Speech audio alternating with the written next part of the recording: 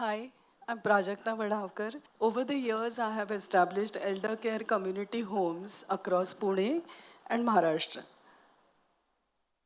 Beginning with one resident, now I stand here with an experience of taking care of over 900 elderly residents at my care homes. It started as a small dream, but with in-depth research, dedication, and expert team, this dream has now become my reality.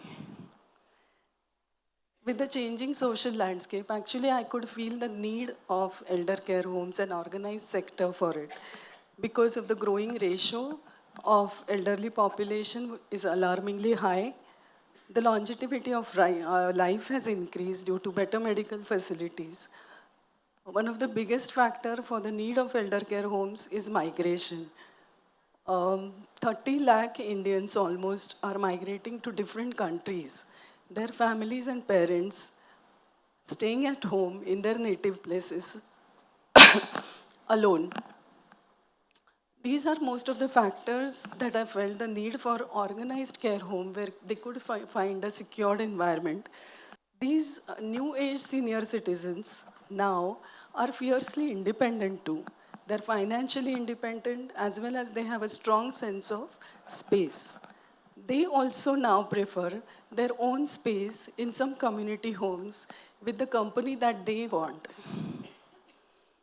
Nuclear family structure further now isolates them. So, for all of us, I guess, socialization is a basic human need. I felt the need to fulfill it, but in spite of such dire needs, the challenge is just as high. The challenges in elder care actually are posed in different societal pressures like fear and guilt, where the parents, the person as an elderly person also fears and there's a fear of judgment, and the family members also. When one thinks of putting your mother in an elderly care home, there's a lot of sense of guilt. Lot of questions are asked throughout the society. With Indian context, even the relatives, neighbors can also come and ask you questions and put you into guilt. So that also seems to be a biggest challenge. Here, actually, I help them by counseling to focus on, for example, for his mother, to focus on what that lady actually needs and look at her as an individual. What are her requirements? Does she need company? Does she need daily medical monitoring? And then take a rational decision. Not coming under pressure because times are changing. Fear of abandonment or a sense of being looked down upon when your family doesn't care for you is how old age homes are looked upon. So overall taboo around the word vruddhashram or old age home still persists. As a social entrepreneur, I need to change this perception. When I started thinking, I went into Indian ancient culture where the concept of vanaprasthashram has been there since thousands of years. Fulfillment of responsibilities by middle age, and then on the path of self-exploration. In ancient culture, the concept of old age home, as in vanaprasthashram, actually existed. Could I actually create modern day Vanaprasthashram? That got me thinking how to look at life beyond retirement. Is there a quality to life beyond retirement? Yes, there is. So, careful planning to micro details.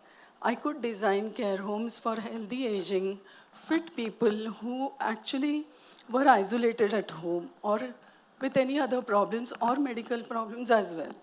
But in a community care home, if they are provided with a secured environment, medical care, good food, the food they like, entertainment. But then for me, it goes beyond that. For healthy, fit people, even after the age of 65, they can be as much productive for the society, giving them a meaningful purpose, enhancing their skills or the line of work that they were in. Giving them a platform definitely helps them as well as the next generations. I could provide that platform for them And I have like hundreds of experiences, and I could share them with you.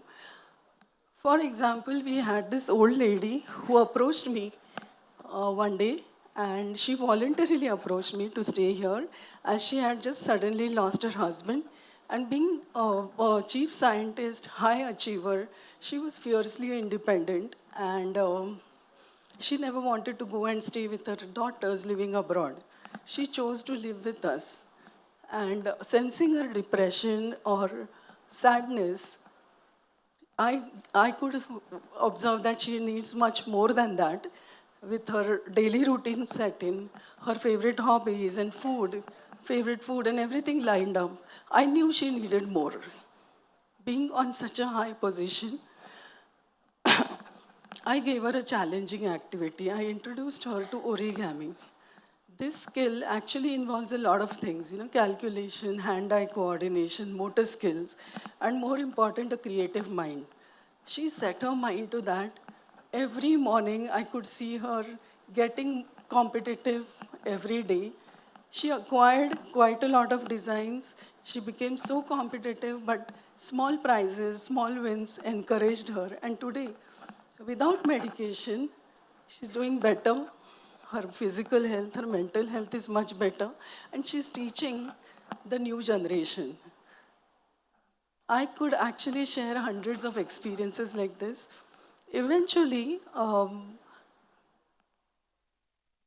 I could actually categorize elder care into three main categories that I'm working in: healthy, fit, aging people, a care home for them, and then eventually when I came across few changes in the residents, changes as in memory issues or loss of balance, cognitive impairment, I could actually sense that and I was worried.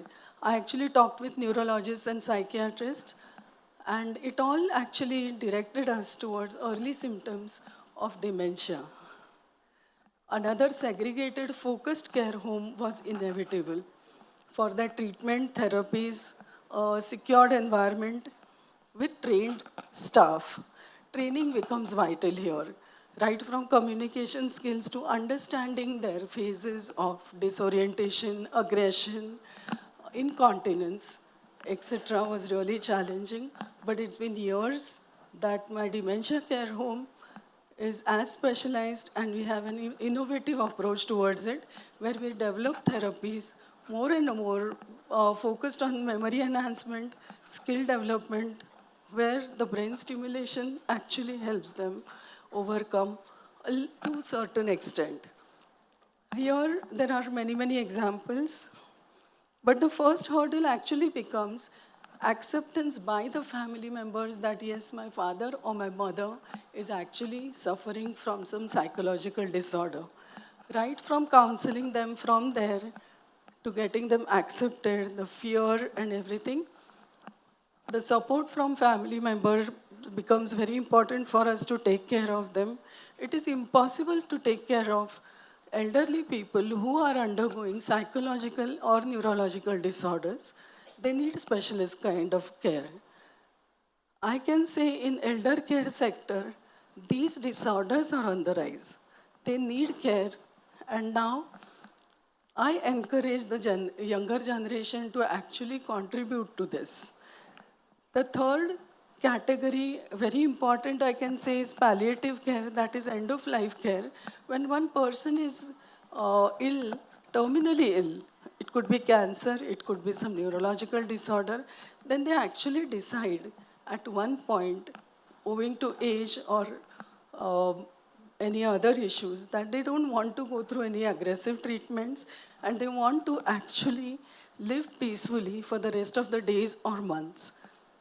For them, palliative care homes are very important for the quality of the life. They still need medical monitoring, symptomatic relief, pain management, etc.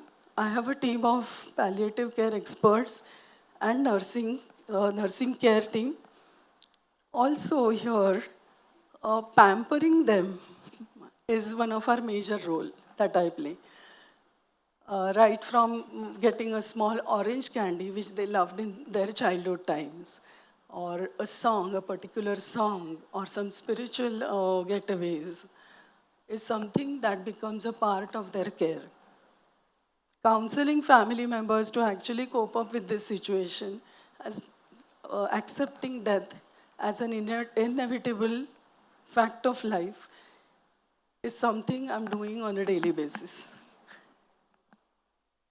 Also, as a holistic approach towards elder care, counseling for elderly is also becoming more rampant. We need to counsel them for interpersonal relationship issues, where we've seen families getting back together, resolving their issues, but through counseling. Also, screen addiction is on the rise with the elderly people also because of loneliness and because of many other things like children and teenagers. We are counseling, we are having a different rehab program for them. Also, de-addiction. And there's another very important part where counseling helps is building their confidence up because of when they actually feel down because of physical ailments or surgeries that they have to go through with age. So the holistic approach towards elder care comprises of all these things. Here I feel the challenge is perception. You know what, like with the satisfaction also, there are a lot of challenges while taking care. The stress levels are much higher than any other profession.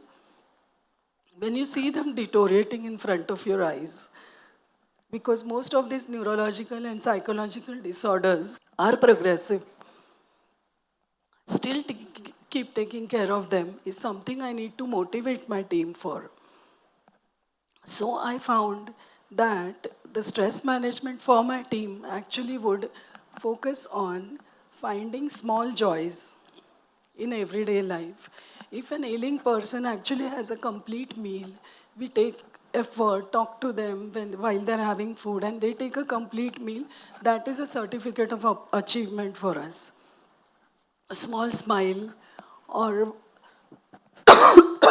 when her Aji has actually lost her memory and her family members visit and she's in a very stable temperament, then she might actually recognize them for a bit. And that smile on her daughter's face is actually a win for us.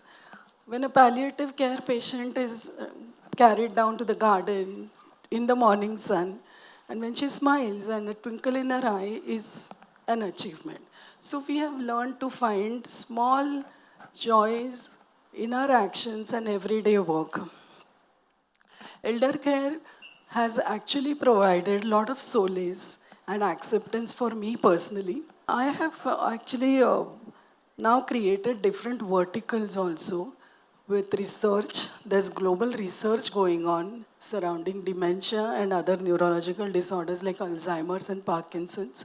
We contribute to it. We've designed awareness campaigns for middle-aged people to prepare them for aging and prevent a few factors in hand actually which can prevent such disorders also. We have connected, integrated three generations, like we have collaborated with colleges and schools, corporates to actually educate each other and carry different skill development programs together with the elderly. It has helped them immensely, not only the elderly, it is helping the new generation as well.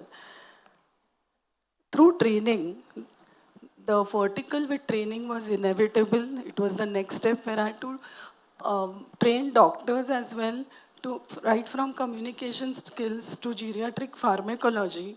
Nursing training was again within the organization and around it also. We are helping other old age homes as well. So training with students started, and I started mentoring few scientists. And I got in touch with the new generation. So scientists developing gadgets for the elderly, scientists working with neurosciences, students of architecture designing old age homes, or even design students who were motivated to design games digitally also for memory enhancement or cognitive impairment. So this is how I'm trying to integrate all the three generations, different segments of the society. Motivating them actually has been emotionally process for me as well. I share my experiences, how there's immense sense of satisfaction. Social entrepreneurship has a powerful impact. So when one really wants to make a difference, please do uh, try and visit old age homes, try and learn what they're doing, try and bring in an innovative perspective is what I motivate them with. So, with a clear vision, commitment, and consistency, I could create an ecosystem around elder care, bridging three generations with empathy, modern technology, and which is integrated with culture as well. That line between passion and profession actually never existed for me. Today, I can say that approach towards aging is progressively changing. The need for organized, holistic elder care has actually surpassed the fear and guilt. Elder care homes are as essential as schools, universities, and hospitals in our society, in our today's world. Journey of aging is based on emotions, compassion, and trust. I hope we take rational decisions for our elder people in the family and eventually for us ourselves as well. Let's all do our bit. As I think now, elder care is a social responsibility to be looked upon with respect and dignity. Thank you.